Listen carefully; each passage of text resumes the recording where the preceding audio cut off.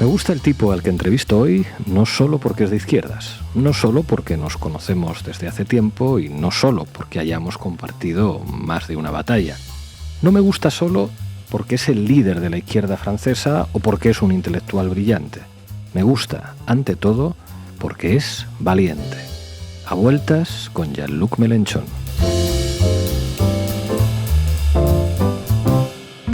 Jean-Luc, qué alegría poder volver a conversar contigo. Es un placer verte aquí. Somos amigos de mucho tiempo, hemos vivido los dos cosas muy duras, hemos vivido también los dos mucha alegría en común. Así va la vida.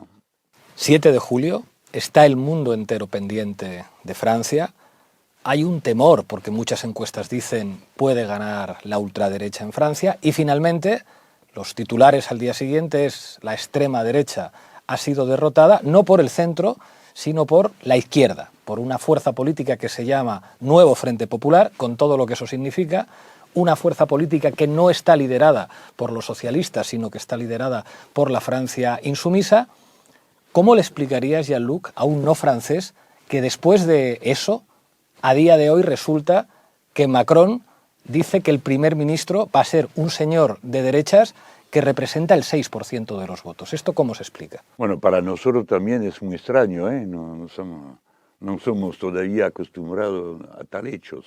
Lo que puedo decir es, y analizando, teorizando, pero también hay que tomar en cuenta el hombre, el personaje de Emmanuel Macron, que no viene de una tradición política francesa dominante. Él es un banquero. Y así su vista del mundo, su manera de vivir es para nosotros todo muy extraña. Siempre funciona como si fuera un juego, como lo hacen algunos de los banqueros, que intenta hacer algo, funciona, ay, qué bien, no funciona, ay, lástima, mañana veremos otra cosa. Esto tenemos que tomarlo en cuenta, pero no cambia el hecho que no somos un juego, somos una nación, un pueblo muy antiguo y herederos de una historia muy politizada. El hecho francés es un hecho totalmente político, es la gran revolución, es la consigna libertad, igualdad y fraternidad. Eso hay pocas naciones y pocos pueblos en el mundo construidos de esta manera. Entonces, para nosotros, todo lo que está pasando en Francia es tan extraño que para vosotros. ¿Cómo? Hemos ganado, señor. No soy yo, Mélenchon, ni mi amigos y el movimiento insumiso. No, el pueblo francés decidió con votos que la primera fuerza es el Nuevo Frente Popular, que es una alianza de 4 partidos tradicionales de Francia, más el movimiento insumisos. En todos los países de Europa ocurra que no hay mayoría después de la elección, no hay un partido con mayoría absoluta, así en Alemania, así. Yo creo que el único país en donde hay una mayoría de toda manera es Inglaterra, porque es electo el que tiene más voces, entonces simplifica al final el resultado. Todos los otros países, y después hay voto, y después hablan, y han necesitado 8 meses para que haya un gobierno en Alemania que tiene buena reputación de disciplina, de orden y todo esto. 8 meses. 1 año sin gobierno en Bélgica, porque no había mayoría. Bien. En este país ya no había mayoría antes. Eso se sabe poco, pero en 2022 Macron ya perdió las elecciones legislativas. Pero aquí los más media decían siempre mayoría presidencial. Y nosotros cada vez decimos, pero no hay. Por favor, señores, no hay. Hay una minoría más grande que las otras, pero no hay mayoría. Bien, votamos a las elecciones europeas y es terrible para el presidente Macron. Perdí de mucho. Pero no perdí porque la gente se equivocaron. La gente sabía muy precisamente quién era este señor y su política. Hemos hecho casi 6 meses de lucha con el tema de la jubilación a 64 años y al final imponieron la jubilación a 64 años sin que nadie vote nunca, ni el pueblo claramente, ni tampoco la Asamblea Nacional. Entonces, de poco a poco, Francia se adelantó en una forma que antes era una consigna un poco exagerada de monarquía presidencial. Él hace lo que le gusta y vienen después los medios de comunicación para enseñar que si hay algo es de nuestra culpa y no del señor que lo decide, etc.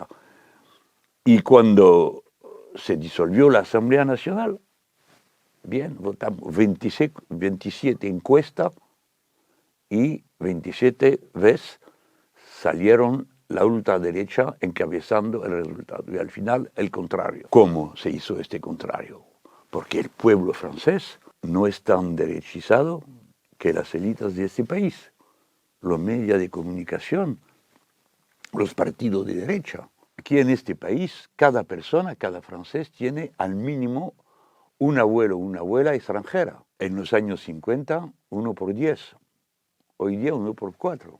Entonces, todo el mundo tiene hijos, nietos. Somos totalmente un pueblo nuevo. Y este pueblo casi murió de temor. ¿Qué va a pasar con la ultraderecha? La gente decía, nos vamos. ¿Pero dónde? Somos de aquí, no hablamos otra cosa que francés. Fue un momento terrible de educación popular. La gente en este momento reaprendiendo todo, lo que es ser un pueblo, lo que es ser libre, lo que es vivir en un país que no tiene leyes racistas, etc. Entonces, cuando salió el resultado, Macron inmediatamente lo rechazó. Pero a su manera él no hablaba, no decía nada. Bueno, por favor, señor, y el primer ministro. Y él intentó demostrar que si no había primer ministro es porque la izquierda era incapaz de proponer a alguien. Bien, hemos tenido una discusión 6 días, no es mucho, 8 meses para los alemanes, 6 días por la izquierda francesa. Y cuando Macron vino a la televisión para explicar que, bueno, como no había persona de izquierda, entonces había que esperar que pasan los Juegos Olímpicos. 1 hora antes salimos la candidatura de Lucie Castet. La burlaron, la maltrataron, ¿quién es esa señora? Como si había para ser buen primer ministro que ser conocido de años y años y tener, no sé cómo se llama, nobleza o qué. Es una alta funcionaria, bien conocida en estos medios y también muy activa en el dominio de la defensa de los servicios públicos. Y es bastante. Y él quedó como sin palabra. El periodista le dice, ¿y qué con la candidatura de Lucie Castet? Y él, una respuesta simple, oh no, nadie ganó las elecciones. Así somos un pueblo en donde se vota y nadie gana. Es así, lo dice el señorito. Y bueno, tú conoces lo que seguí, día por día, por día, por día, y al final empezó a encontrar a esta, llamando la señora Le Pen para ver a quién soporta a esta señora. A nosotros nada, Vi a los socialistas para ver si no había posibilidad que un socialista venga. No, Lucie Castet, un socialista bastante derechista para que él lo soporte y que no cambia nada. Y así se hizo hasta el día que los periodistas ellos mismos perdieron paciencia, diciendo, hoy día la pregunta es cómo se sale de un caso como este. ¿Cuál caso? No puede disolver de nuevo desde 1 año, hasta el mes de junio 2025. Entonces, si no puede disolver de un año, nadie ha ganado y nadie quiere ser primer ministro y la única que quiere, él no quiere, entonces el que tiene que irse es él, porque es el único caso en cual se puede votar de nuevo. Es por esto que hemos empezado enseguida una campaña apoyada en un artículo de la Constitución francesa diciendo que cuando el presidente no defiende correctamente, honorablemente su mandato, lo podemos echar. Pero ¿cuál caso? El texto de la Constitución y las explicaciones que tiene es el caso que el tribunal que se constituye, es decir, la Asamblea Nacional, decide que es un caso.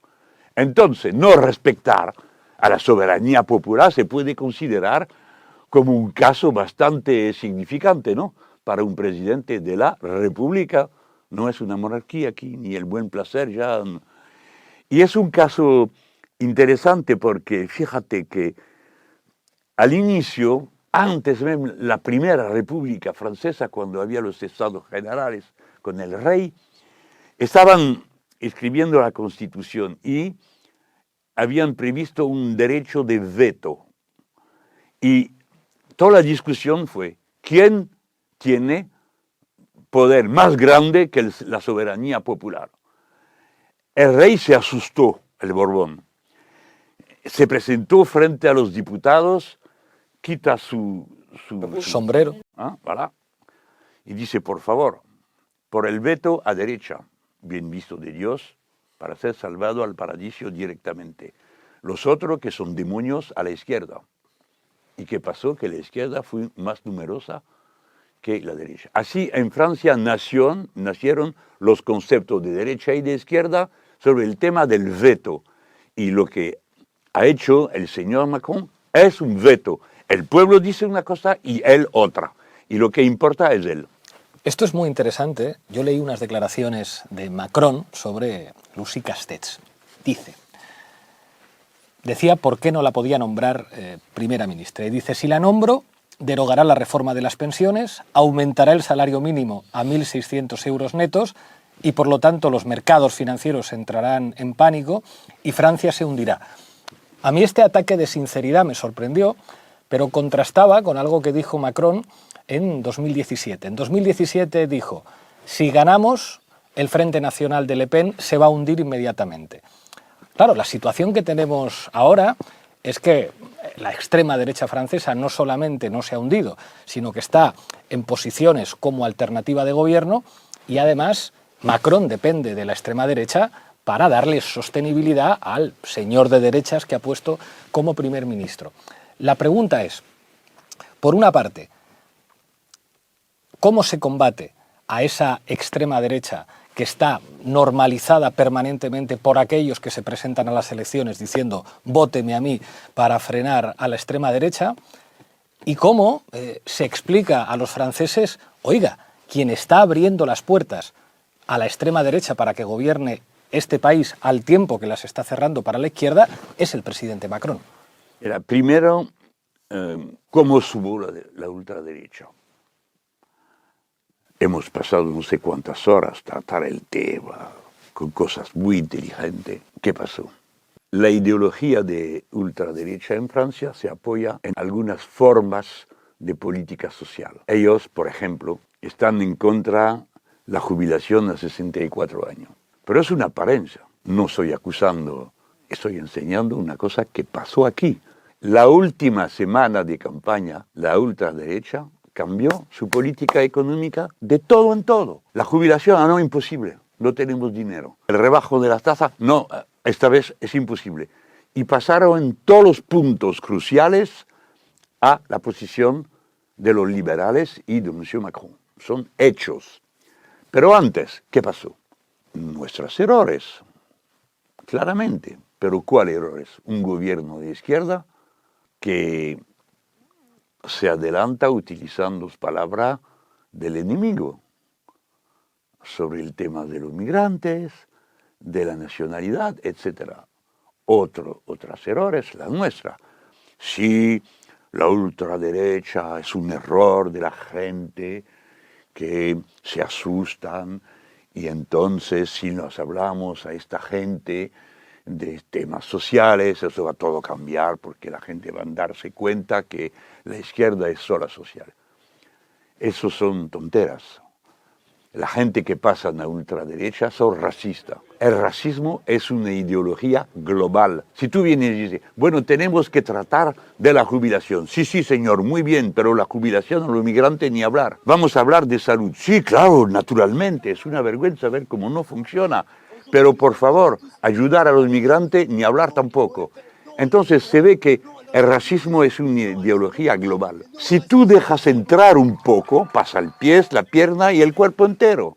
Eso lo hizo Macron. Hicieron una ley sobre el tema de la inmigración y antes una ley llamada contra el separatismo, como si los musulmanes en Francia tenían antes que hacer, por ejemplo, la libertad de asociación, tienen que jurar sobre los derechos fundamentales del hombre, como si ellos eran incapaces antes. Y él mismo, el señor Macron,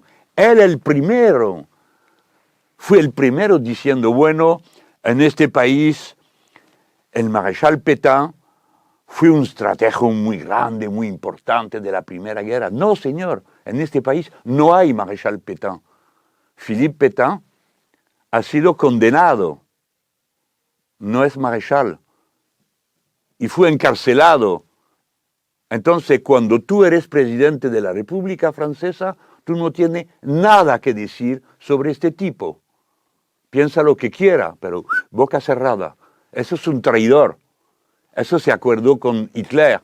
Ese señor mandó 12.000 personas judías en los trenes para que lo matan los alemanes.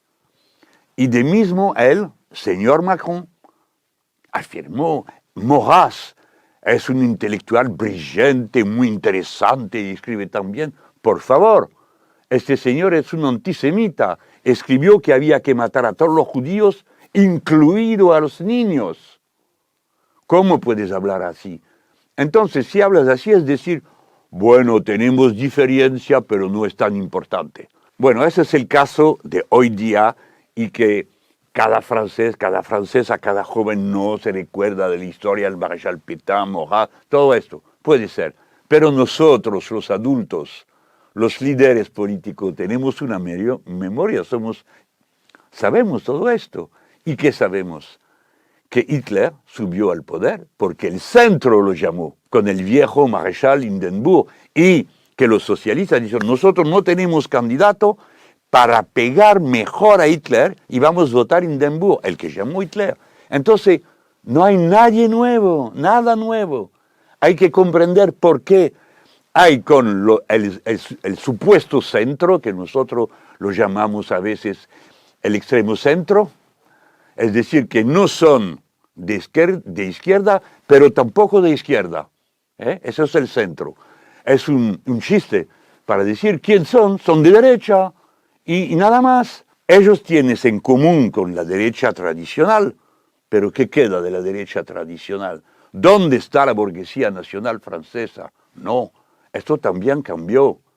Hoy día hay una oligarquía, es decir, poca gente teniendo todos los poderes con su dinero. Somos la tienda de lujo del mundo, nosotros franceses, con el capital es más fuerte de los de la mode. Tú ves, eso somos. La burguesía cambió, pero fundamentalmente el programa de los liberales, lo llamamos liberales, es un uso, pero de liberal no tiene nada. Porque antes se confundía libertad económica y libertad política. Nosotros franceses, la Revolución Francesa rebajó las tajas, las fronteras internas. Entonces el liberalismo económico funcionaba con el liberalismo político, elegir a diputados. Hoy día no es esto. Hoy día los liberales quieren que no hay reglas, no hay leyes, no hay límites en el intercambio mercantil y es la concurrencia libre y no falsada, etc. Bien, entonces un día hacen normas para que no haya normas, hacen leyes para que no haya leyes, etcétera, etcétera. Y un día pasa que, bueno, para aplatar la fuente de la ley y de los reglamentos es la soberanía popular. Entonces, poco a poco se construye una renuncia al proyecto democrático en estos sectores políticos. El liberalismo y el autoritarismo y el totalitarismo tienen hoy día algo en común. ¿Y cómo pueden tener éxito? Para esto, la primera tarea es dividir al pueblo. Y para dividirlo, religión, color de piel, etc. Es decir, racismo. El racismo no es como decir, algo alrededor de la derecha, la ultraderecha. No, es el corazón central. Tú no eres un ser humano como el otro. Entonces, se rompe en este momento el tema central de nuestras sociedades democráticas, que seas de derecha o de izquierda. Es decir, somos todos semejantes por lo que necesitamos. Y si necesitamos de mismo para vivir, tenemos derechos iguales. Ese es el corazón del proyecto democrático. Es esto que rompe los liberales. Otra vez pasé en una calle, veo un tipo, le dice, yo no tengo trabajo. Bueno, por favor, señor, pasé la calle y aquí hay trabajo, en el restaurante. No le pide, pero usted, señor, ¿cuál es su trabajo? Él era horticultor, ¿sabes? Hace flores y cosas muy lindas y muy preciosas, y es un trabajo muy raro, muy fino. Tú vaya al bar, al restaurante pero por favor, el que trabaja en el bar y en el restaurante también es un trabajo, señor, no es una ocupación. Usted no es capaz de hacerlo. ¿Tú ves? Esta forma de desprecio de clase, para él natural. Y después se preguntaba, pero ¿por qué no están contentos? Yo digo la verdad, ¿no? Usted lo sabe que hay gente que tiene éxito y los otros nada. Nada, pero no son de nada. Para nosotros en Canal Red, los medios de comunicación son los grandes actores ideológicos en nuestras sociedades y por lo tanto son actores políticos. Es muy raro que los medios de comunicación en una entrevista a un líder político le pregunten por los medios de comunicación en tanto que rivales políticos. A nosotros sí nos gusta hacerlo y cuando analizábamos en La Base y en Canal Red la campaña en Francia, llamábamos la atención sobre la manera en la que medios no solamente de derecha, sino también medios progresistas españoles como El País, etiquetaban la figura de Jean-Luc Mélenchon. Y encontrábamos expresiones como antirrepublicano, putinista, antisemita, rusófilo, amigo de Hamás o figura tóxica para la izquierda. ¿Cuáles son las estrategias que utilizáis para relacionaros con una prensa que os aplica un tipo de violencia mediática tan bestial? Primero hay que comprenderlo, porque al inicio te parece tan enorme, tú sufres, te sientes humillado, porque tú tenías fianza en estos diarios, lo leía, encontraba a los periodistas. Es muy difícil, es muy duro, pero hay que aceptar que ellos son las manitas de Don Dinero, y para Don Dinero nosotros somos los diablos absolutos. Antes se decía política muy mala, económicamente muy mala, porque no se construye una nación explicando que cada uno es igual del otro, porque no es verdad, hay que tienen méritos y otros no, etcétera, etcétera. Pero no había, como hoy día, el insulto personal. Antirepublicano para mí nació en el huevo de la República y no he tenido otro discurso de mi vida entera que la República, porque para mí a veces me burlan como una religión de la República Francesa y por el resto de mismo pro-Putin. Eso, bueno, ¿quién en este país ha recibido los oponentes de izquierda a Putin? Nosotros pagamos su casa, pagamos el coche, ellos hablan pero no pagan nada. Nosotros lo hacemos. Antisemita es peor que todo. Calificarnos de racistas, bueno, vidas enteras a combatir el racismo. Entonces, esa mala tarea del País, de los otros diarios de de influencia, que son sobre la influencia norteamericana. El País es como Le Monde, es el diario del Partido Demócrata norteamericano, punto. Eso abre una nueva era. ¿Cuál nueva era? Ellos no te manipulan para hacerte pensar, te manipulan para que no seas capaz de pensar. Tú sabías que Mélenchon es un ultrarrepublicano, lo sabía de antes. Sabía que este señor es muy duro con los curas, la iglesia católica y todo esto. Y, ¿qué pasa? No, este señor es antirepublicano. Entonces, como lo decía Hannah Arendt, si tú mientes una vez, dos veces, tres veces, la gente ve que tú mientes. Y la gente no cree en tus mentiras, no creen en nada. Entonces, cuando esta mala tarea es hecha, lo que queda es un pueblo sin pensamiento. No pueden pensar. Este hombre me parecía un poco nervioso, pero una buena persona. Mélenchon lo conozco, fui ministro de la enseñanza profesional, muy preocupado para la juventud. Y ahora me dicen que es muy malo, antisemita, racista. Bueno, ¿qué pensar? Nada, no pienso nada. Así te manipulan.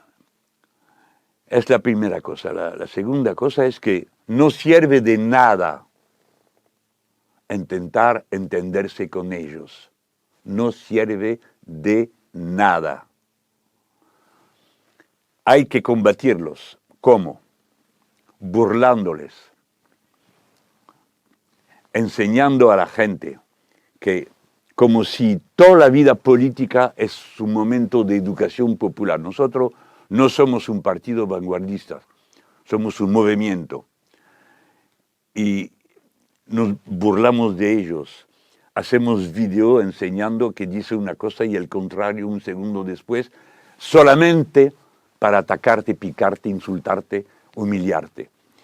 Y tener nuestros propios medios de comunicación, que sea la video personal, las cadenas que tenemos uno y otros y que funcionan más y son más potentes que los medios de comunicación tradicional, te lo digo francamente. El marco. Con ellos hay que romper el marco siempre. Si tú vas a discutir, trátalo de mentiroso, porque son mentirosos. No porque tú eres mal educado, porque son mentirosos. Y la gente se ríe, le gusta muchísimo la pelea esta, en cual el poderoso está humillado. Hay que humillar a esta gente. Si el País escribe sin que me han visto ni una vez que soy antirepublicano, no han discutido ni una vez conmigo de lo que es la República, un español borbonista va a explicarme lo que es la República a mí, por favor, señores. Venga, vamos a hablar y explicarle a vosotros cuál es el color de la bandera republicana española. Si usted no se recuerda, yo sí, porque la tengo en mi oficina, ¿ok? Cada día que me voy a sentarme y con mi computador, ¿ok? Veo la bandera republicana española y también la cubana, es decir, cuál diablo soy. Tú sabes ahora, entiende bien a quién estás hablando. Va a salir sufre todo en poco tiempo. Es decir, tú ves que esto me duele, porque yo no me represento el mundo de esta manera. A mí me gusta que haya prensa, que hay diarios, que abrir un diario es un placer, no para ver mi fotografía, porque tú ves cada vez mi pierna desde mi boca abierta, Están pegándome como te lo han hecho a tú. Ningún sonrisa, siempre boca abierta. Tú sabes que en las figuras tradicionales, las más antiguas, la boca abierta es la figura en el teatro antiguo de el que comunica con los demonios, porque tiene la boca abierta y se ve el infierno él mismo, ¿tú ves? Entonces, ellos son ignorantes, pero nosotros no. Entonces nos hace sufrir. Pero si tenemos como punto de vista que ellos no tienen ningún poder, al final, ¿qué queda? El que no me ama lee que soy peor que todo. ¿Qué más? Mira la fotografía y no lee, pero es que ya sabe tú pones un título, el diablo horrible está presente, bro, ya lo sabía. Pero la gente que escuchan y pesan, a veces que sean, te lo digo francamente, pueden ser que sean de derecha también, adversarios políticos, pero respetuosos del pensamiento del otro, como yo lo soy del pensamiento de derecha, como filosofía de vida, como construcción intelectual que se presenta al pueblo para que elijan qué vamos a hacer a cada uno de nuestros momentos, de las etapas de la vida de la nación. Esto yo tengo esta forma de respeto, ellos no, pero la gente ven, miran. Una vez Andrés Manuel López Obrador, el presidente de México, que me honora de ser amigo, yo salía de su oficina y veía que me quedaba un poco demoralizado de la política francesa y me dice, por favor, recuérdate, el pueblo te ve. El pueblo, si no tiene mucha instrucción, si todos no han hecho estudios muy importantes, son capaces de comprender enseguida que eres sincero, que no eres a vender y que tú no tienes nada que vender. Ellos lo comprenden. No pierde tu fianza al pueblo. Y eso puede parecer un poco lírico o romántico, pero es una verdad tan fuerte. A veces la gente viene a verme, tú sabes cómo hablan de mí, con cuál diablo soy. Viene llorando y diciéndome gracias por defendernos. Es así. Entonces, los medios de comunicación deben ser combatidos siempre, día y noche. No es posible entenderse con ellos. Has dejado muchos buenos titulares. La política a veces es audacia. Macron pareció muy audaz después de las elecciones europeas. Convoca unas elecciones en las que parecía que nosotros utilizamos en castellano la expresión pillar con el pie cambiado a los adversarios.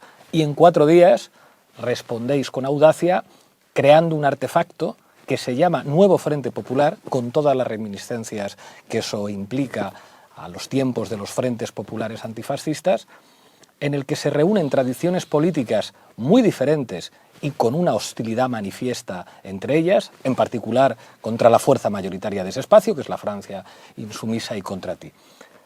¿Cuáles son las condiciones de posibilidad para que en 4 días se arme el Nuevo Frente Popular, que es además objeto de debate en todo el mundo? En España condicionó a todos los actores políticos que tuvieron que salir inmediatamente. Hace poco Gustavo Petro hablaba del Nuevo Frente Popular. Se le ha comparado con la experiencia del Frente Amplio en Uruguay.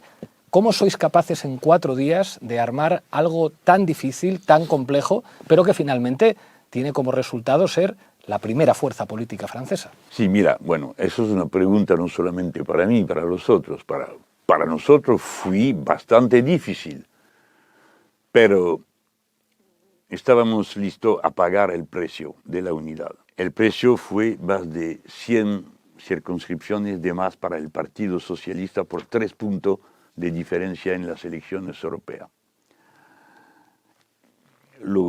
Es difícil para un partido renunciar así, pero había que hacerlo, porque fortalecía una estrategia, candidatura común a la primera vuelta. Eso pasó como una cosa natural, no hubo nunca antes de 2022 en este país una sola vez en donde hemos tenido candidaturas comunes a la primera vuelta de elección legislativa. Nunca antes. Es una manera de darse fuerza con su debilidad, no sé si se entiende bien. Como somos un poco débil cada uno, juntos somos fuertes. Entonces, lo que nos conduce a aceptar candidatura común es que si no somos débiles. La fuerza fue nuestra debilidad. Te lo cuento de mi punto de vista, que somos la primera fuerza y de muy lejos. Primera fuerza organizada, primera fuerza política y la única que tiene un programa entero cobrando todos los temas de una política nacional, que sea económica, internacional, de ecologista. En cada punto tenemos respuesta, programa, proposiciones que se pueden explicar y lo hemos hecho en un marco común de una propuesta económica que es la de las necesidades, decimos. Hay la política de la oferta y la política de las necesidades, les besoins. Y eso al final va a ser el real debate. El país tiene una deuda que no la hemos hecho nosotros, los inteligentes, los que saben lo que vale el dinero, los que están capaces de manejar este país, bla, bla, bla, bla, bla, 3.000 millones de deuda. Al final, la pregunta va a ser, o cortamos en los servicios públicos o aumentamos los ingresos. En este país hay de qué aumentar porque no hubo nunca en nuestra historia tanto dinero que hay hoy día y que están en pocas manos. Entonces, cuando primer tiempo, acuerdo o no, por favor, un día, acuerdo, firmamos. El día siguiente, cómo nos compartimos la circunscripción y también había el debate del programa. Teníamos antes un programa compartido en 2022, entonces teníamos una base. Vamos, esta base, ok, sí. Usted lo han firmado hace 2 años, entonces vale hoy día, vale. Pero cortamos un poco porque los socialistas querían cortar aquí y allá, bueno. Es natural, es el debate. Nos acordamos y entonces lo que yo puedo decir es que, primero, el peligro te permite bien comprender que no es un juego. Si no somos unidos, vamos a perder, somos asegurados perder. Si somos unidos, no somos asegurados ganar, pero si vamos divididos, somos seguros perder. Eso ayudó, yo creo, puedo decir que todas las fuerzas lo sabían. Y fueron capaces de superar la tentación, eliminar uno a otro, combinar, en francés, la tambouille. Bueno, todo el mundo fue serio y responsable. Pero eso no sería posible sin candidatura común a la primera vuelta y sin programa. Y para nosotros es totalmente imposible sin programa. Digo programa, no 10 puntos común. Eso me lo hicieron la propuesta, no son nada. Esto ni hablar. El programa compartido de 2022 tenía 624 proposiciones.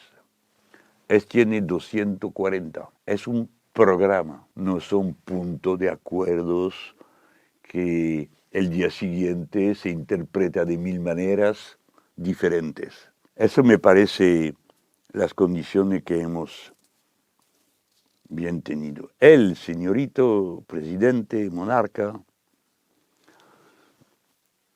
se equivocó totalmente en todos los puntos.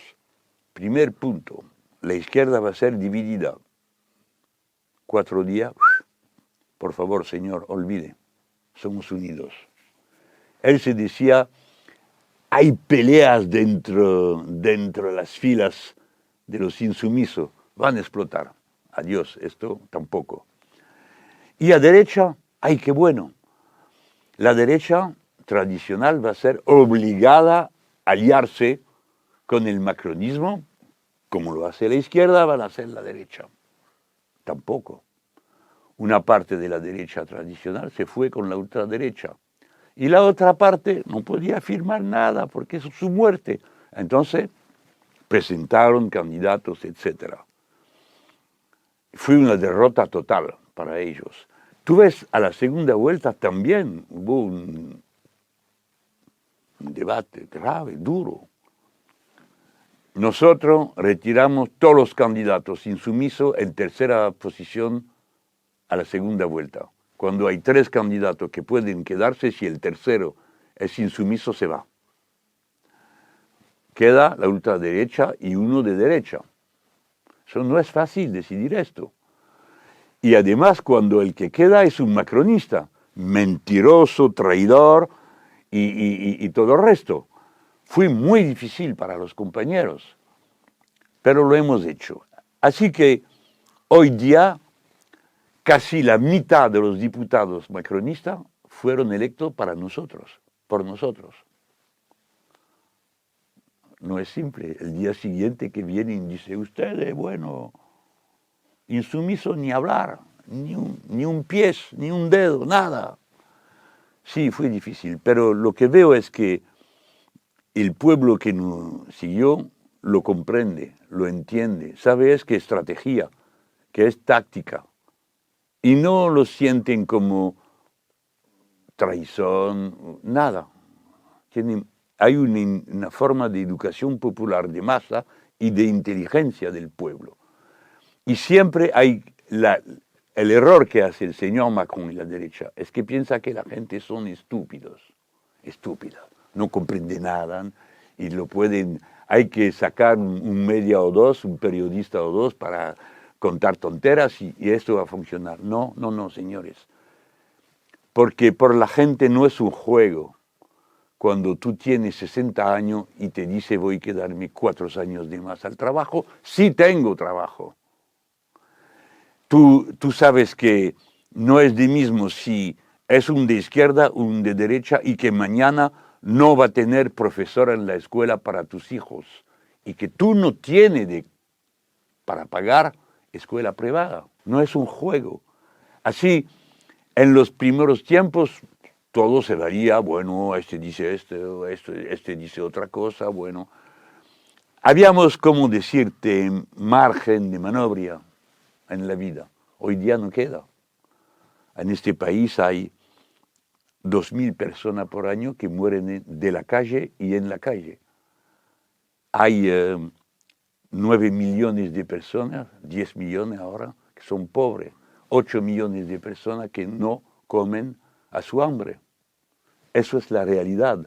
La que no saben, que no conocen esta gente que están allí arriba y lo negan cuando tú lo dices, oh, por favor, no exagere. No tienen idea de lo que está pasando realmente en el país, que nada funciona, que tu padre puede quedarse al servicio de urgencia del hospital público y quedarse un día o 2 días esperando que venga alguien para ocuparse de él y que puede morir, porque eso ocurrió este verano. Así es la Francia hoy día.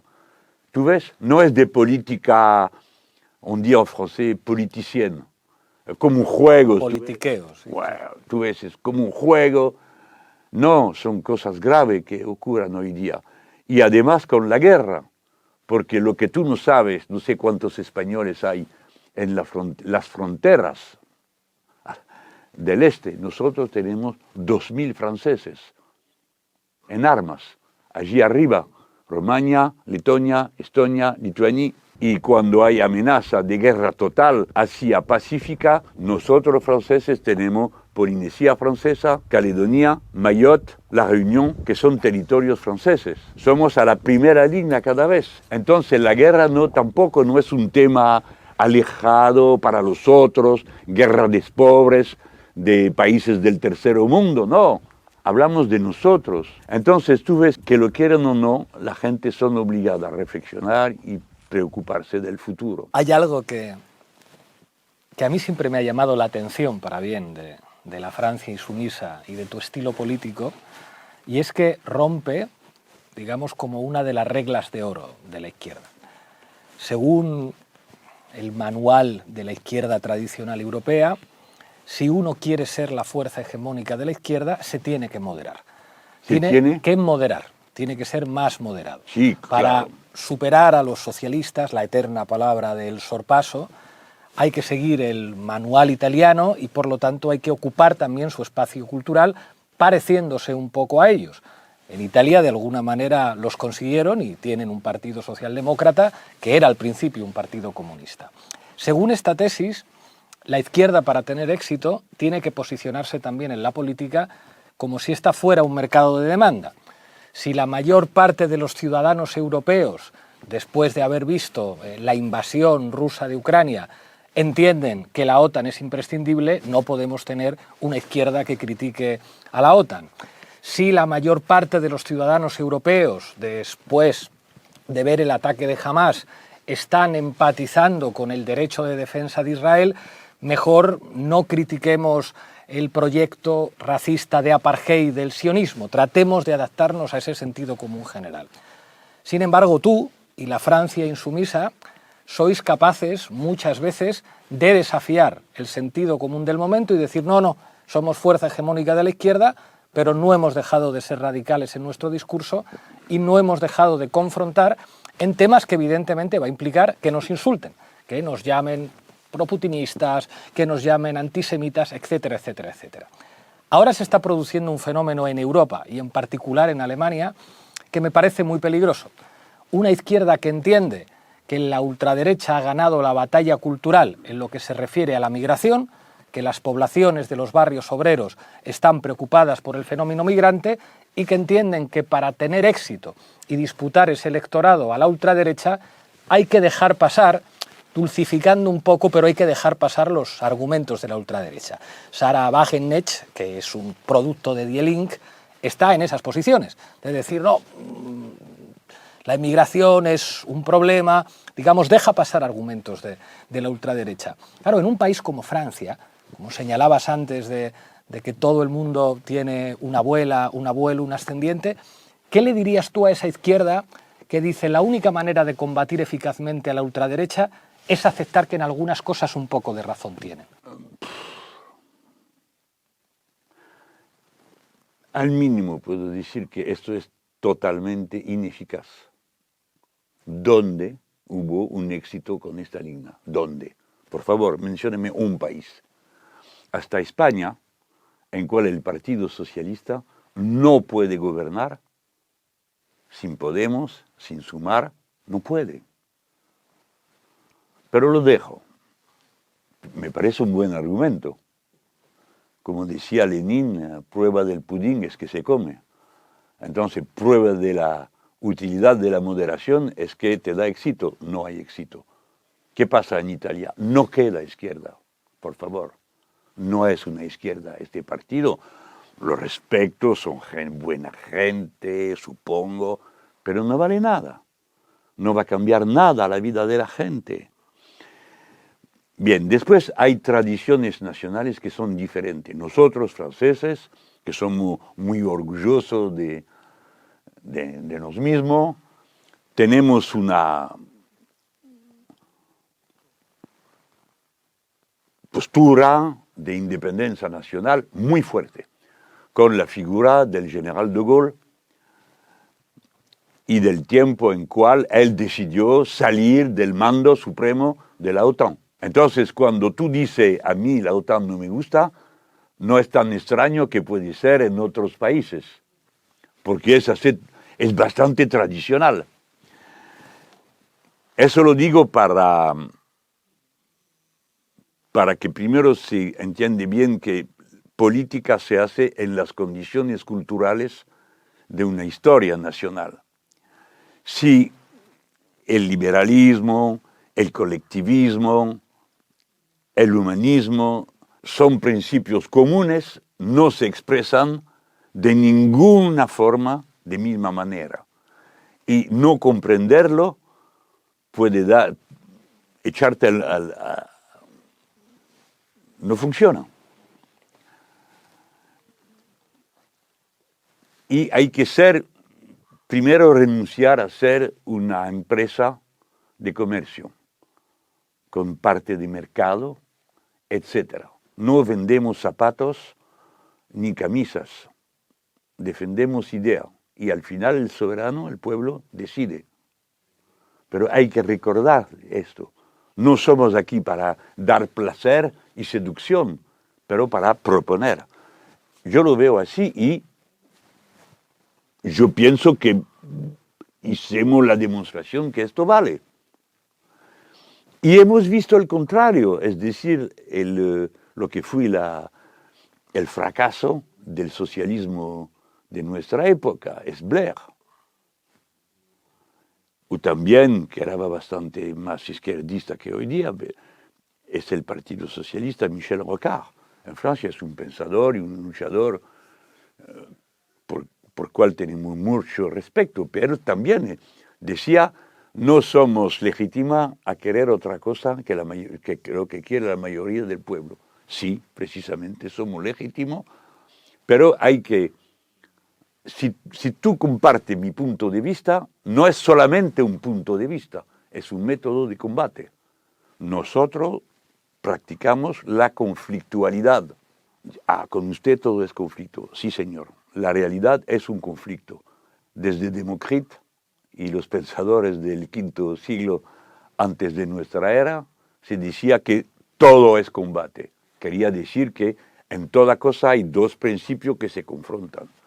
Y en política de mismo, hay la manera de confrontarse tiene mucha importancia, que sea con medios políticos democráticos, con fusiles y revólver y no sé qué.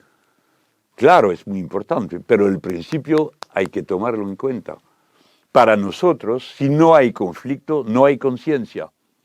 Hasta tus hijos aprenden a decir yo cuando dicen no. Si no son capaces de decir no, entonces no pueden decir yo. Decir sí es confundirse. Bien, hay momentos en cuales hay que decir sí, pero si tú no sabes decir no, no puedes hacer nada, ni ser una persona. Entonces un pueblo de mismo. Decimos no, y cuando decimos no a una cosa, es otra manera de decir sí. No a la OTAN es decir, no queremos guerra. No a la OTAN, no queremos que alguien decide para nosotros si vamos a hacer guerra o no. No OTAN quiere decir, hay otro camino. Y lo digo de nuevo hoy día. Paz es un producto, no es un estado natural. Hay que producirla, producir las condiciones de la paz. Y la primera condición de la paz, cuando eres en guerra, es hablar con el enemigo y negociar con él. No se negocia con sus amigos, a veces sí, en política. Hay mucho que negociar con los amigos, a veces más que con los enemigos.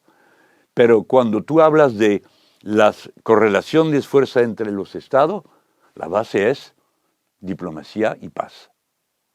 Yo pienso que paz es posible en Europa y es necesaria. No podemos aprobar de ninguna manera que se arreglan los problemas que hay con invasión. Entonces, a las 5 de la mañana, los rusos pasaron la frontera, a las 7 hice una declaración diciendo eso no lo aceptamos de ninguna manera y Ucrania tiene derecho a defenderse y a echar fuera a los rusos. Cualquier sea las razones, las condiciones en cual los rusos amenazados por los americanos, pero de invasión ni hablar. Las fronteras, si no están buenas, y puede ocurrir que no sean las buenas, hay que discutir. Hay marcos para esto. Hay marcos. Existen el Consejo de la Paz y Seguridad en Europa. Eso existe. Y entonces cuando ya somos en guerra, tú no puedes acabarla diciendo, bueno, ¿quién va a ganar? Si tú vienes para que uno u otro gana, cualquier sea su culpa, has perdido.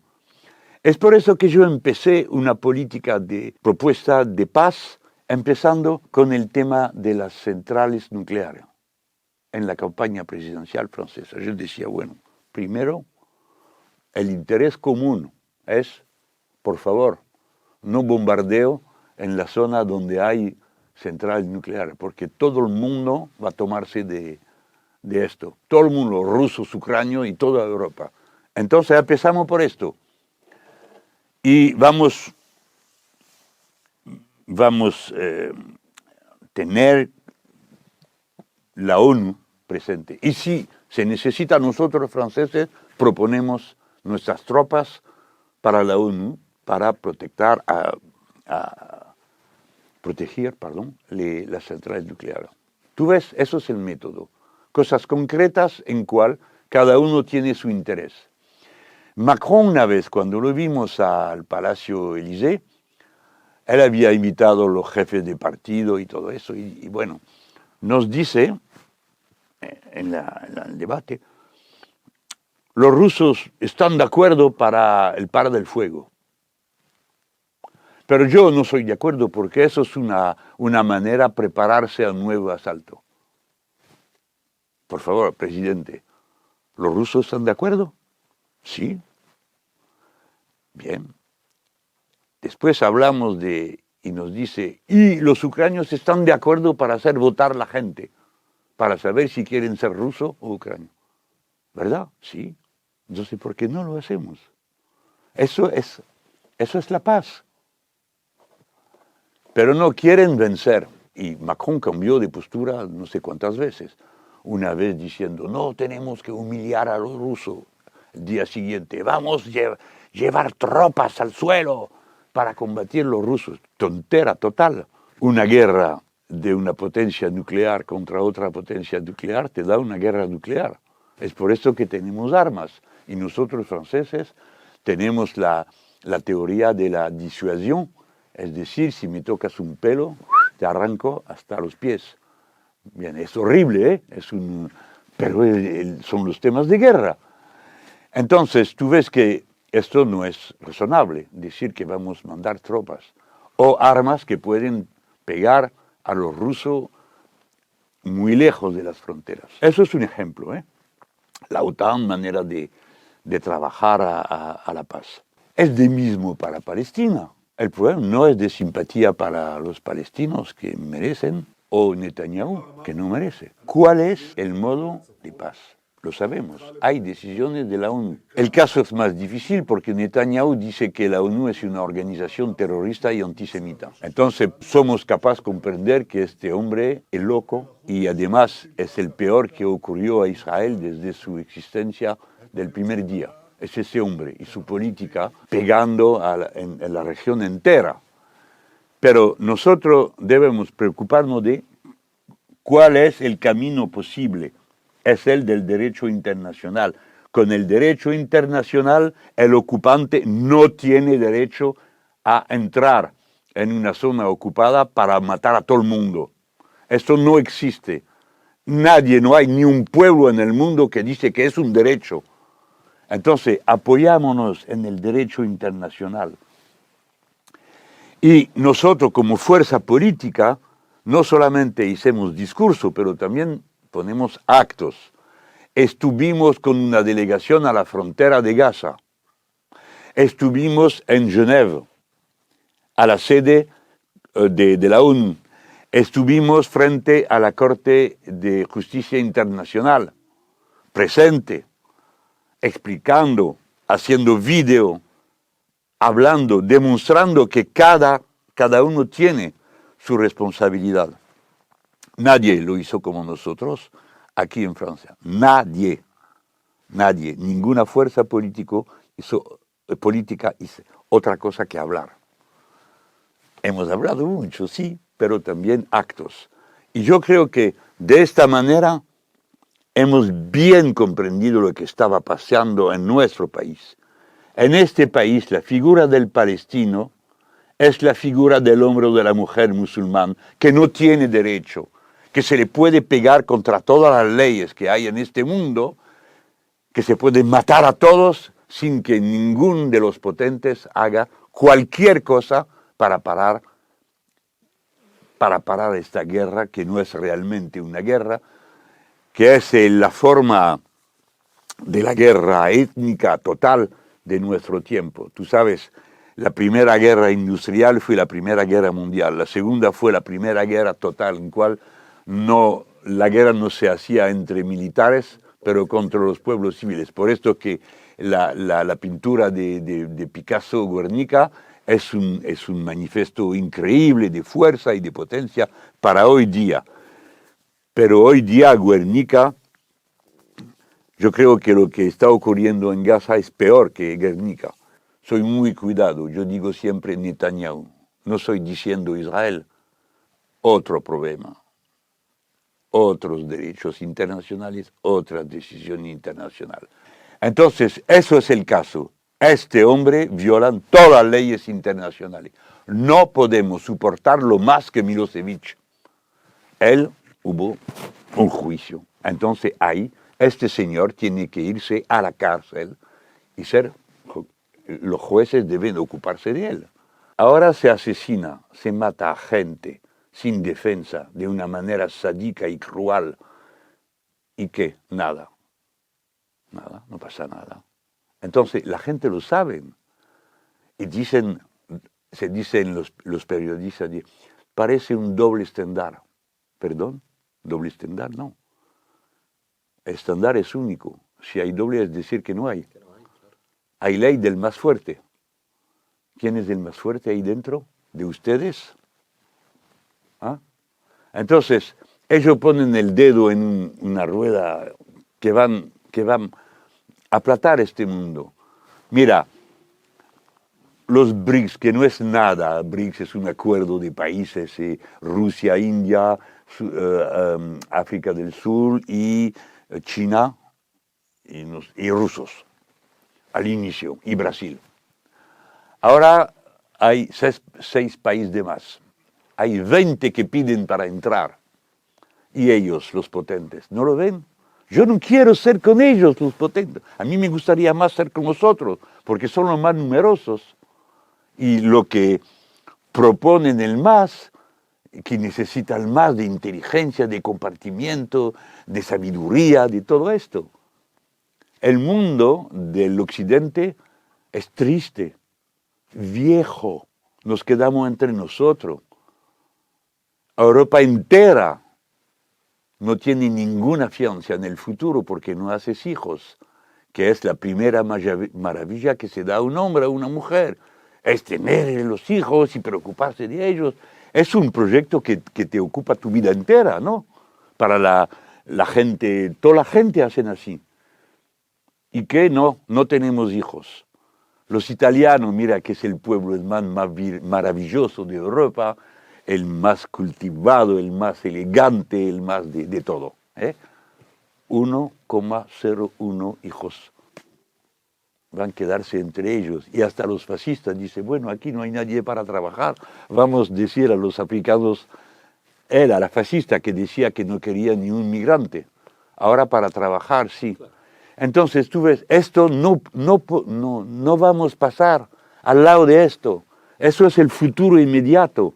Mañana tenemos que tomar en cuenta que no hay nadie o bastante persona para trabajar, ni en Alemania, ni en Italia, ni en Francia, ni en España. Entonces, el rey es condenado a vivir con los otros.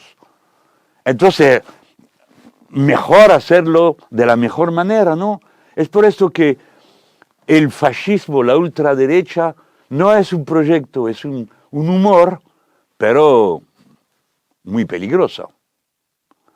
No sé si puedo compartir mi fianza en el futuro y en el optimismo de la acción, porque del diagnóstico soy muy pesimista, pero de la acción no, optimista.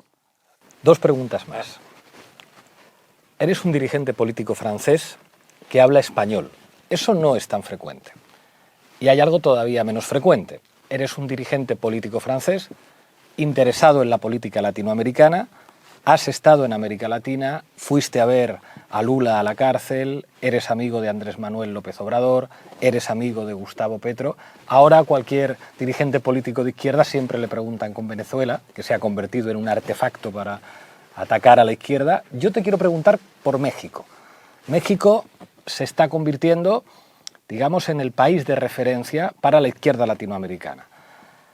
Los 6 años de López Obrador pues han confirmado unos éxitos que se traducen en el éxito electoral de Morena, tanto en los estados como en la elección de Claudia Sheinbaum, que toma posesión el día 1 de octubre. Hay unas perspectivas no solo de 6 años de gobierno, sino quizá de más.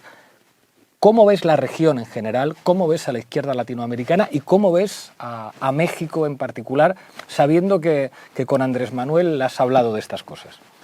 Mira, primero, hemos pasado los años terribles, 90.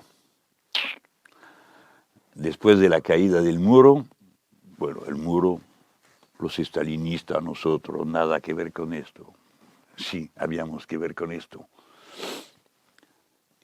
Lo siguiente fue terrible, terrible, porque en la juventud, en todos los medios, nadie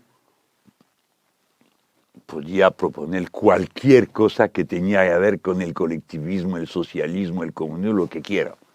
Y esto, bueno, poco a poco, pero gracias a América Latina. Y nosotros, los franceses de los insumisos, estuvimos varias veces a ver en América Latina para aprender. De Chávez había mucho que aprender, ¿ok? De Lula muchísimo. Y aprendemos, estudiamos, hablamos con ellos, compartimos, pero compartimos con humildad por una vez. No estoy diciéndote que hay un lugar en donde ese no sé qué, la Roma del socialismo, de no sé qué. No, pero intercambiar, no dominar, no explicar a los otros lo que tienen que hacer. Y los pueblos han inventado tantas cosas importantes en América Latina. Y tú también, porque pasó de América Latina a Europa y en todo el Magreb, las revoluciones árabes son directamente hijas de América Latina. Cuando se decía dégage en Tunisie, eso es que se vayan todos, es el mismo. Misma consigna, mismo momento, misma pregunta. Bien. Eso fue el caso. Y después en Europa todos hemos intentado hacer como Lula, el Partido de los Trabajadores, es decir, Izquierda Unida en España, en Francia, el Frente de Izquierda, Syriza en Grecia, Die Linke en Alemania. Todo eso es copia del Partido de los Trabajadores de Brasil. Y hemos cambiado el discurso para entender que la lucha es siempre una lucha cultural, no solamente una lucha con contenido social, que el contenido social viene con el contenido cultural, así son los seres humanos. Eso nos lo enseñó Chávez, tocando guitarrón con todo lo que conoces del folclore de Chávez, pero era tan inteligente, tan sensible al pueblo. Tú te recuerdas con sus mapas. Yo me voy en Rusia, es aquí. Tantas horas de avión para ir. Qué mucho. Bueno, y así explicaba a la gente, y por primera vez hasta el campesino, la gente humilde, sabían dónde era Rusia y otro, y que el avión, cuántas horas, etcétera, etcétera. Que un americano hoy día, un gringo, no sabe nada de esto. Piensa que Rusia es en América Latina, que Francia es un país comunista y no sé cuál tonteras.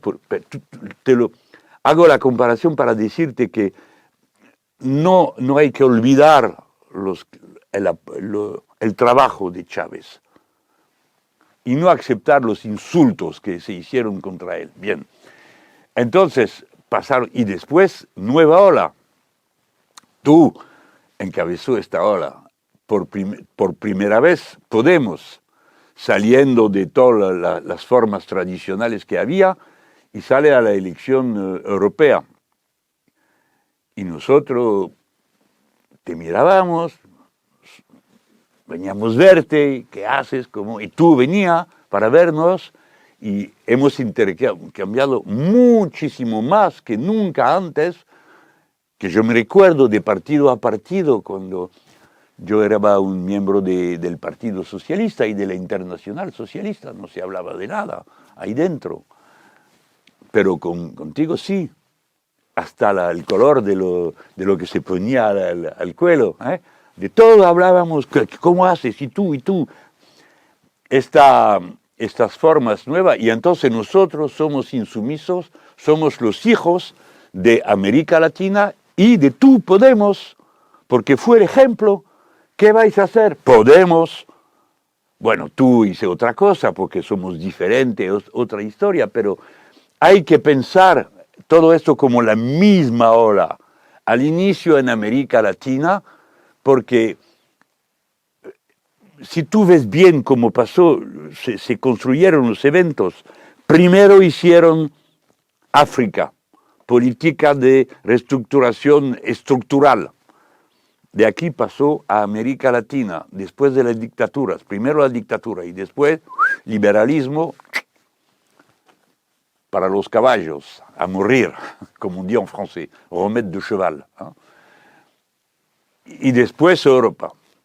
Y yo sé desde el inicio que el fruto gustoso es Francia, porque somos la figura de lo que se odia en el liberalismo, un Estado, una ciudadanía muy exigente con cultura revolucionaria. Entonces, cuando empezaron a pegar a Grecia, si tú te recuerdas, tenía un déficit igual a 110% de la riqueza del país, ¿ok? Lo mataron, vendieron todo, la sila, el mar, el aire, la televisión pública, la cortaron, se quedaron en el negro, ¿ok? ¿Y qué? Hoy día, alegría, por favor. Los mercados financieros retornaron en Grecia. ¿Y qué pasa en Grecia? Es 180% de déficit. Pasaron de 110, mataron a todo el mundo, hasta 180. Eso es el liberalismo. Y para los pueblos, ¿qué? Miseria, punto final. Los griegos vendieron el puerto del Pirée a los chinos y después la Madame Merkel y M. Macron dicen, qué horror, de chino hay de toda parte. ¿Quién vendió, por favor? Ustedes. Y ahora nos implican. Bien, entonces para mí, yo creo que como hay un hecho político común con el liberalismo, hay un hecho de alternativa también que se construye muchas veces en común. Para mí, la figura de Lula era muy importante. Chávez fue un poco menos porque era militar, y en Europa los militares no están bien vistos, pero es muy especial, pero tú lo sabes, ¿eh? Hemos construido algo. Hoy día yo sé que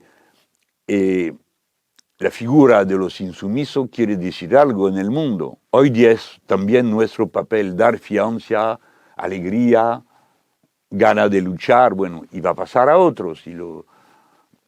Esperamos nosotros ver de nuevo una fuerza alternativa capaz de manejar izquierda en España. Eso va a ocurrir, de eso soy seguro. ¿Por qué soy seguro? Porque España está destabilizada, como todos los pueblos, y no es culpa de España, ni de los españoles, ni tampoco, voy a decir, de sus dirigentes. ¿Tú ves? Todos aplicaron la misma política y destruyeron el Estado, destruyeron los lazos sociales, atomizaron la sociedad, instalaron cada persona en su solitud. ¿Tú ves? Eso hicieron. Entonces, todos nuestros países son destabilizados. Francia también. Pero aquí hay una fuerza de alternativa. Están todos así contra nosotros, ¿eh? No tenemos otra posibilidad que mirar, estudiar, comprender. Bueno, hablo español, no porque he tenido familia en España, en Andalucía, un pueblo perdido, pero muy interesante. Que está lleno de melenchones. Sí. A veces va a la televisión, después de las elecciones aquí fueron allí a preguntar. Sí, pero nosotros somos de Mura, porque mi tatarabuelo, tan pobre, el pobre, lo llevaron a Algeria diciendo, usted va a ver trabajo, riqueza, como de toda parte. Y murieron tan pobres que estaban llegando. Pero son buenas personas, valientes, pero tú sabes, son los oliveros de Jaén, este lugar de España tan... A mí me toca mucho, pero tengo familia, he tenido en Andalucía y en Sicilia, entonces tuve que el carácter lo tengo muy firme, de los dos. Pero hoy día, tú ves, nosotros los dos nos conocemos, hemos vivido muchas cosas importantes al mismo momento, y tú fui pegado mucho, muy duro, de manera muy fea, también tu esposa, también tus hijos, tus compañeros, y hemos aprendido y somos aquí viviendo, vamos a transmitir, explicamos, tú tienes tu puesto de combate, yo también, yo soy el viejo aquí. Es un papel, hombre. Entonces yo no creo que la ultraderecha es asegurada a vencer. Mira, ellos se adelantaron mucho en la Europa del Norte y hoy día están regresando. Nosotros aquí, ves, no somos tan fuertes que puede parecer, pero somos fuertes, la verdad. Fíjate, desde el inicio del mes de enero hasta el final del mes de junio, 60.000 personas integraron nuestras filas. Uno me dice, oh, fácil, clic. Por favor, hágase usted también clic para ver. No, la gente sabe lo que hacen. Y en este momento tan breve, porque 3 semanas, tú ves Francia loca, 3 semanas para votar, 3 meses para designar un primer ministro. En esas 3 semanas, cada uno reflexionando, ¿qué va a pasar? El susto, mis hijos, todos los compañeros, los amigos musulmanes diciendo, pero van a pegarnos, a ver si nos vamos a volver, pero volver. Y ellos decían, pero volver, ¿qué quiere decir? No vamos a volver, nacimos aquí. Yo hice en un meeting 1 o 2 veces, yo decía, por favor, se dice que usted se vaya, se van a ir, por favor, no nos deje con los otros. La gente ría, pero tú ves, tan pronto, con tan fuerza que se sentía que todos hablábamos de la misma cosa. Es que queremos vivir juntos. Aquí es nuestra vida, aquí son los hijos. Y si tenemos un abuelo o abuela sobre 4, un francés sobre 4, es decir, que no somos el pueblo que éramos en los años 50. Somos una nueva Francia y esto tenemos que asumirlo. Te lo digo con confianza, lo que hemos visto, tú ves, en la vida yo he conocido momentos un poco, tú conoces mi edad, tengo 73 años. He vivido la fin de la Algeria francesa, que fue un evento total, inmenso. Y después los años del general de Gaulle, y después el mes 68. Tú ves momentos muy fuertes de la vida de un pueblo que te cambia el curso de la historia. Y somos en este momento. Y la salida de este momento, de mi punto de vista, la conozco. Tenemos que cambiar de constitución, tenemos que cambiar de república. Y eso es la estrategia revolucionaria del movimiento insumiso. Constituyente, voto, democracia. Y cuando ellos nos dicen, ¿cómo? Destituir al presidente de la república, eso es imposible. No, por favor, eso es en la Constitución, artículo 68. Vamos a intentar destituirlo. ¿Y qué nos dice? ¿Que no es posible? Entonces, ¿qué vamos a hacer? El mundo entero dice que lo que está pasando en Francia no es normal, es un golpe.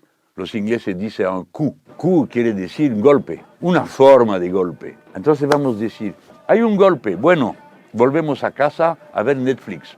No, si tú te respetas, si tú respetas tu dignidad de ciudadano, tienes que hacer algo, ¿no? Protestar y actuar, como en las formas de la Constitución. Si usted me dice que no sirve de nada, entonces, por favor, como yo soy un hombre muy comprometido, ¿qué voy a hacer? ¿Qué me proponen, por favor? ¿Qué dices a mi hijo? No sirve de nada votar, no sirve de nada la Constitución. Entonces, ¿qué sirve? Si queremos compartir el papel de decidir cómo se hace en una democracia, ¿qué vamos a hacer? ¿Fusiles? ¿Barricadas? Por favor, seas una vez seriosos. Nosotros tenemos una estrategia de cambio, sí, radical, total, global, pero en el marco democrático. Y lo que está haciendo es decir a cada uno que todo esto no sirve de nada. Es muy grave lo que están haciendo los medios y los dirigentes de este país. No es el peor, no es el golpe, el mismo es los que nos enseña que tenemos que quedarnos tranquilos, boca cerrada y a casa, trabajar, dormir, comer, punto, como un animal.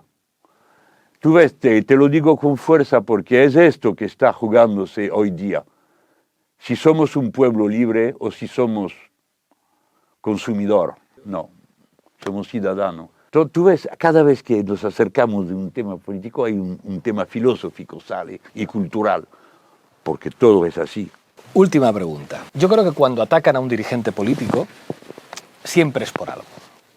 Y cuando uno ve a los enemigos de un dirigente político y los clasifica y ve que tiene enemigos políticos de derechas, pero también enemigos políticos de izquierdas, eso es por algo. Yo tengo una hipótesis contigo. Yo creo que hay una pesadilla, un mal sueño, que une a diferentes adversarios tuyos, de diferentes tendencias políticas, que tiene que ver con la posibilidad de que tú en unas elecciones pases a la segunda vuelta y te enfrentes a la candidata de la ultraderecha. Eso podía haber pasado y yo creo que ahora está más cerca que eso pase, a la vista de las últimas elecciones. Y que por eso van a intentar matar a Mélenchon en todo este tiempo. Yo no te quiero preguntar por ese proceso. De eso ya se hablará en Francia, se hablará en muchos sitios, eso sería muy largo. Fíjate que intentaron matarme realmente. Efectivamente, y se habla poco. 2 veces. Eso en la prensa española de los intentos de asesinato no se habla. Yo quiero preguntarte por el día después. Jean-Luc Mélenchon, presidente de la Sexta República Francesa. En esa situación en la que eres presidente de la República, ¿cuáles serían las 3, 4 cuestiones fundamentales de agenda, digamos, porque ahí también dices, me llaman el viejo, es como, ¿cómo me gustaría ser recordado después de ser presidente de la República Francesa? Eso implica no solo una cuestión de relato, sino lo que uno hace, en política exterior, en política del país. Eso lo has tenido que pensar. Bueno, primero yo quiero decir algo que tiene mucha importancia para mí. Mis sueños no son donde ellos piensan que son. Yo soy un intelectual. Para mí, el mejor que hice en todos esos años es formular la teoría de la era del pueblo y de la revolución ciudadana. Es decir, un marco intelectual global para pensar el momento, este momento de la historia. Disculpe que lo digo así, pero para mí es el más importante. El más importante son los dirigentes actuales del movimiento, que son hombres y mujeres muy jóvenes. Yo soy el ultra viejo, hay 1 o 2 viejos de 60 y todos los otros que no tienen 40. Y son muy poderosos, muy cultivados, tienen 10, 15, 20 años de militancia. Los que compraban seguros de vida política no venían a verme. Y soy seguro de nuevo que la nueva ola es en la juventud. En este país, la juventud de 18 a 24 años, a 50% vota insumiso. En los barrios populares, muchísimos no votan. Votan ahora un poco más. Y los que votaron más, votaron insumisos. Y el Frente Popular se apoyó sobre ellos para adelantarse. Son, se ves, 80% de votos insumisos. A nosotros también nos parece increíble, 60 y 10, 80 en los lugares de votos de los barrios populares. Esto lo hemos construido, esto no bajó del cielo, armado, no. Lo hemos construido con confianza, con muchos parámetros culturales. Todo eso para decir dónde es el centro de gravedad para mí. Que quede esta cosa tan preciosa que nació en Europa. La única cosa que hemos hecho es el humanismo. Y el humanismo quiere decir una filosofía global. El ser humano se construye él mismo y es responsable de su vida. Hasta en nuestra religión se dice que tú eliges lo que te parece el bien y el mal. Hasta mis compañeros con quien yo hablé de religión me dicen, Dios no inventó el mal, lo inventaron el que lo practican. Eso quiere decir, al final tú haces tu vida. Conocemos otras culturas en cual no es así. Hay un destino, una carrera transtemporal. Eso es lo que tenemos que proteger. Hoy día eso está totalmente encerclado. Los fascistas dicen que no somos semejantes. Ahora el punto de inicial es somos semejantes. Tú ya te expliqué una vez como yo lo veo. Esto es la herencia política, filosófica de lo que somos la izquierda. Te conté como el rey dice, a derecha lo que me dan el veto, porque Dios me mandó para hacerlo, y al infierno los otros. Tú ves que el tema de la soberanía popular es un tema que tiene que ver con una filosofía de la realidad que es muy, muy precisa. Entonces, de poco no he pasado a la segunda vuelta. 420.000 voces.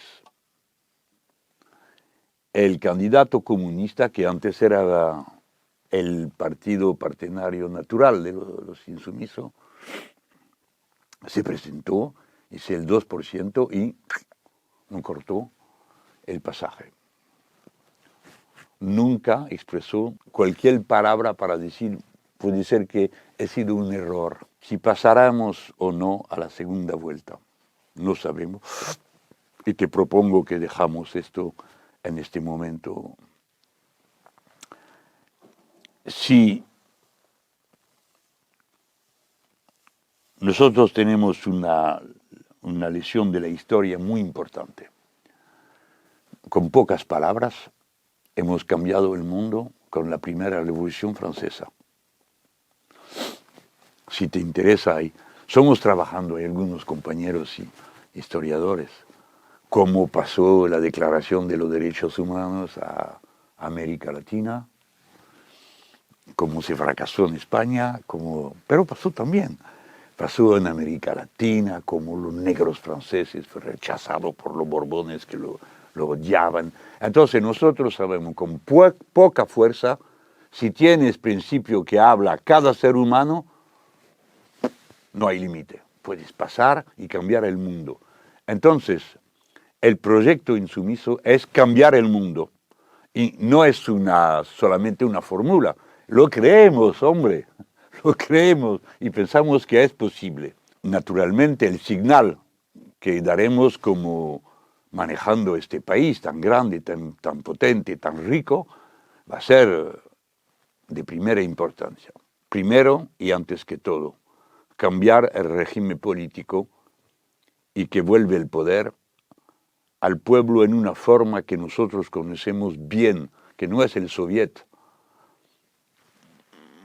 Muy bien con los soviets donde había. Pero aquí es la comuna. En este país, la democracia empezó con las comunas y su libre acercamiento y acuerdo entre ellos. No las megapolas, la aglomeración y no sé cuál vista de, ¿cómo se dice?, managering de los territorios, que eso quiere decir el uso de los lugares al fin del capital. No, nosotros no representamos los territorios, representamos las poblaciones. Eso es la primera cosa, cambiar este régimen y romper esta cadena que te lleva de tu casita hasta el modelo liberal y te hace participar. Eso puede parecer muy abstracto, pero no es. Tenemos que inventar ese nuevo mundo que no se impongo a nosotros. Hoy día, mira, en los años 50, 80% de la población mundial vivía al campo y 20% en la ciudad. Hoy día desde el año 2009, hay más gente en las ciudades del mundo que al campo. Y en Francia somos al 80% en las ciudades y el 20% en el campo. Y al campo no son campesinos, son gente de las ciudades que viven allá porque es más fácil para ellos. Al inicio piensan que es más fácil. Tú ves, esta nueva sociedad humana, urbanizada, feminizada, laicizada, tiene que tomar el poder. Así tenemos un programa de transición entre el modelo neoliberal y otra cosa. ¿Qué otra cosa? No sé. La cosa que resulta de lo que vamos a hacer. ¿Y qué vamos a hacer? Esto, democracia. Segundo, la planificación ecologista. Y eso es urgente, no solamente por caso del calentamiento, porque contra esto ya se acabó la historia, va a pasar. Tenemos que sobrevivir en esta nueva condición humana. Pero los pesticidas en las aguas, los componentes químicos que rebaja la fecundidad de las familias. Salvar lo que nos queda de la biodiversidad. Esto se llama, y hay métodos concretos, no son temas para hablar y hablar. Nosotros lo llamamos la bifurcación, no solamente una transición, una bifurcación, cambio de trayectoria. Y con medido la planificación ecológica. Instalar este consejo, organizar que venga de las bases comunalistas hasta el poder central de todas las bases, eso es la tarea la más importante. Y claramente esto supone una forma la más alta posible de compartimiento de la riqueza. Porque si no compartimos, instalamos un principio que no somos semejantes en lo que necesitamos, porque algunos sí y los otros no. Y esto tampoco no es una fórmula. Hay concretamente 14, vamos a modificar el impuesto y la forma de compartir las tareas que hay que compartir entre el capital, el trabajo, etcétera, etcétera. Y al final, bueno, tú me has dicho 4 puntos, aquí hay 3, el cuarto es la política internacional.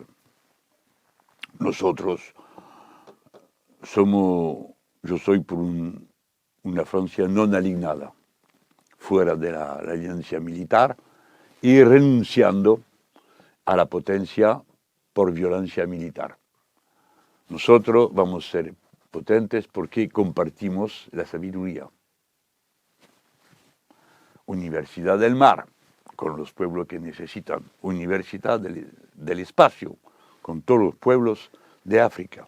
Porque eso es el futuro inmediato. Fíjate que si van en el planeta Mars no es por hacer turismo, es porque hay razones muy concretas de ir. Entonces, me parece que aquí el compartimiento de sabiduría va a ser muy... Mira cómo hacen los chinos, me rabio de ver esto. No porque son chinos, porque no lo hemos hecho nosotros, los franceses. Con los africanos, los compañeros del Senegal firmaron un acuerdo con los chinos para ir a ver a la luna, en donde hay una base china, va a tener y van a ser... Y nosotros tenemos todo para compartir, Tú me entiendes, ¿ok? Potencia militar, adiós. Esto no sirve de nada. Y lo digo tranquilo porque Francia tiene arma nuclear, pero yo sé una cosa. Es un arma, en francés se dice, un arme posthume. Póstuma. Póstuma. Es la ¿Okay? última. Es decir, que si tú me pegas, yo te pego peor. Pero somos muertos los dos. ¿De qué sirve esto? Eso es un peligro muy presente hoy día.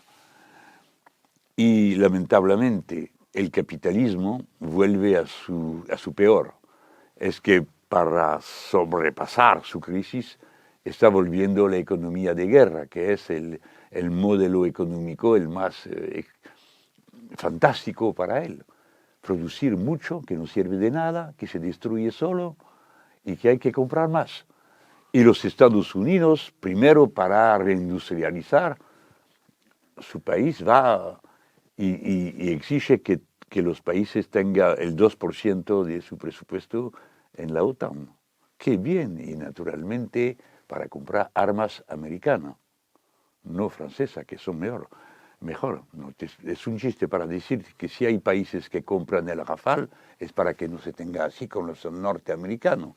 Eso tenemos que pasarlo. Entonces una Francia libre y libertadora tendrá que hacer esto. Y yo creo que hay muchísimos pueblos en el mundo listos para compartir de esta manera. Es una competición, para saber quién sabe más, pero no es armas y destrucción. Así si hacemos esto, hacemos la demostración que el liberalismo no es una ley de la naturaleza.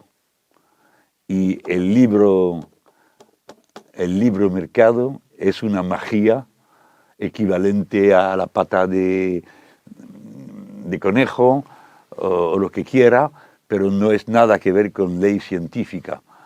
Esto, bueno, si tú dices esto, mira, está riendo, pero no sé por qué, pero la gente piensa que sí, hay muchos que dicen, pero usted luego, por favor. Y mire, una cosa interesante, aquí hicimos el programa y viene la derecha y dice, ¡guau! 100 millones de más que gastar, ¿dónde está este dinero? Bueno, nosotros, usted rebaja el tono porque 3.000 millones, entonces no venga a dar lecciones. Viene una señora que tenemos aquí en Francia, profesora, premio Nobel de Economía, y dice, este programa es el mejor. Silencio, total, crepuscular. Y viene un periodista y dice, esta mujer la leyó entre las líneas. Es decir, que el machismo fue la última defensa para explicar que la política de compartimiento, porque es esto que quiere decir nuestro programa, es una locura. Bien, vamos a separarnos. De fuerza a ustedes todos. Somos muy pesimistas del diagnóstico, muy optimistas en la acción. Y yo pienso que si este intercambio da un poco coraje uno o dos, es un buen trabajo, ¿no? De eso se trata. Bueno, y a tu sonrisa veo que hemos bien trabajado. Yo creo que sí. Muchas gracias, Jean-Luc. Gracias a tú. Y fue un placer verte y verlos.